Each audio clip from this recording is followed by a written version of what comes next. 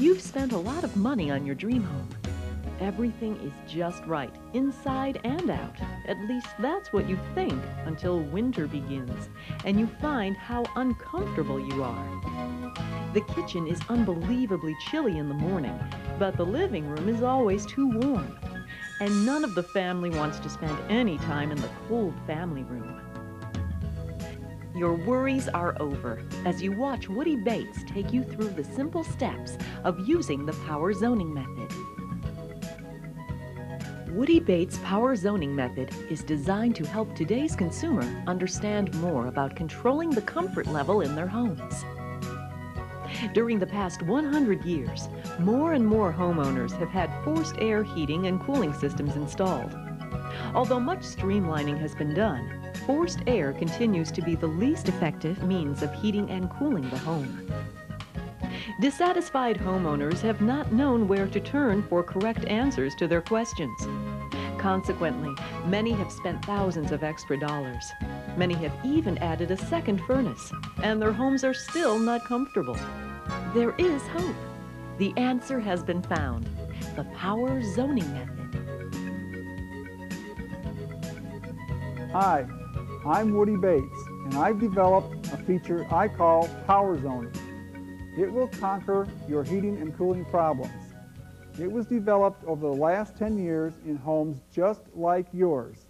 It has proven to increase the ability of your equipment to deliver enormous amounts of conditioned air to the problem areas of your home. I've spent the last 35 years in the heating, ventilation, and air conditioning business. During that time, so many people have come to me with their heating and cooling problems. People expect to be warm in the winter. A hot water or steam boiler system provides uniform heat throughout the house. Why can't forced air systems do the same? The forced air system was developed to alleviate the cost and bulkiness of a boiler while incorporating air conditioning, humidification, air filtration, and other features. Every forced air system seems to be advertised as the total comfort system. They are being properly installed and they're given the seal of approval. Yet surveys show that 80% of all households are dissatisfied with their forced air systems. These people are so disillusioned. Is it them? Is it the way the unit was installed? Is the equipment not large enough for their home? The problem is, for a long time, no one, including myself, was listening to these people. We just kept on installing our systems in the same old way, not giving any thought to consistent comfort. Turn it on and it'll work. That was pretty much our motto.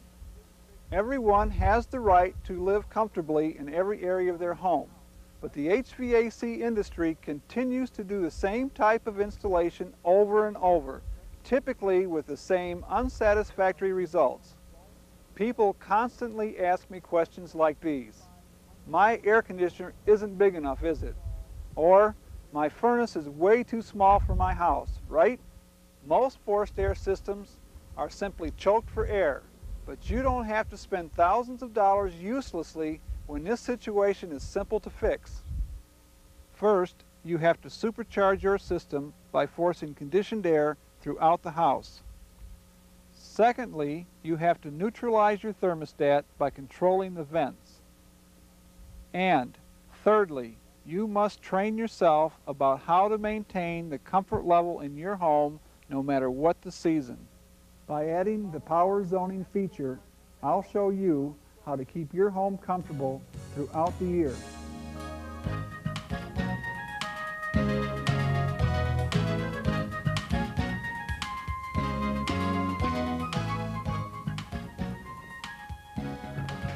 I've been invited to a lot of beautiful homes. The response I get from most homeowners is, "Hey, what's the matter with my house? I can't seem to get the temperature right from one area of the house to the other."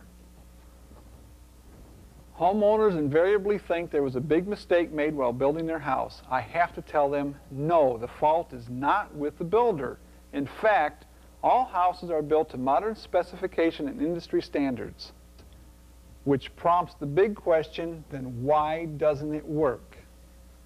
As I said, the people I've met with comfort problems almost universally believe there is something wrong with their house.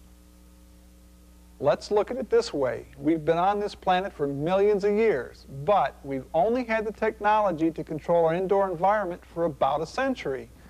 We're still figuring things out. Now, let me say right here, your system probably can control your indoor comfort. But seriously, there are 3 things you need to understand first. 1, even though your system sized properly, it's starved or choked for air. 2, you cannot expect your thermostat to understand what's going on in every room at the same time. And 3, the registers, or as we're going to call them, supply vents, in your home are adjustable. You can leave them wide open, or you can adjust them until only a trickle of air comes through. Remember, they are never completely closed. A significant amount of conditioned air can still get through. Keep these 3 things in mind as we continue. It's these 3 features together which ultimately determine the comfort level of your home.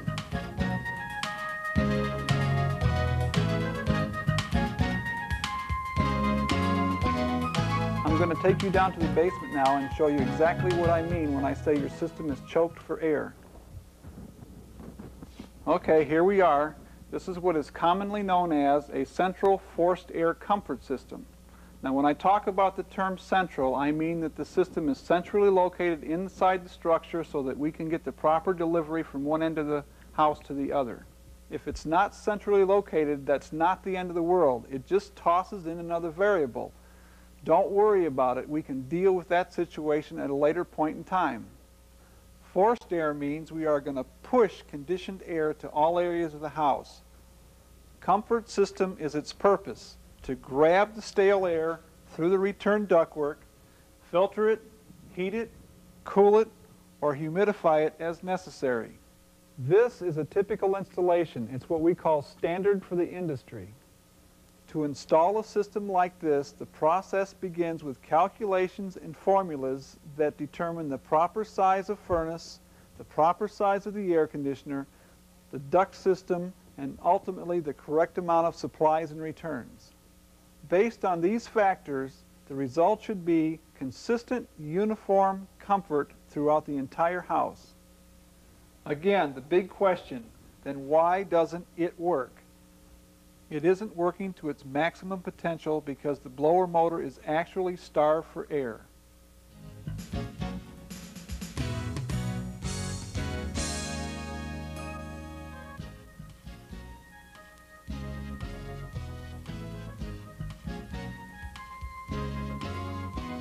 The blower is a fan that could be sending much more conditioned air to your problem areas.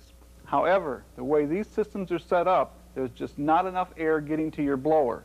In order to demonstrate this, I'm going to run upstairs and turn the fan on at the thermostat.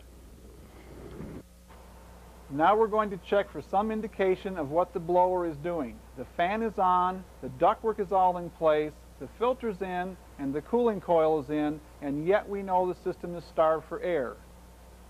Let's listen to the sound of the fan with the filter in. Now, I want you to notice the difference in sound as I take the filter out. Now, to show you how much suction is actually generated by the blower fan, I'm going to open the door, then I'm going to release it. This little experiment indicates that we have a powerful enough fan, but a choked system. I'll be showing you a little bit later how to remedy that.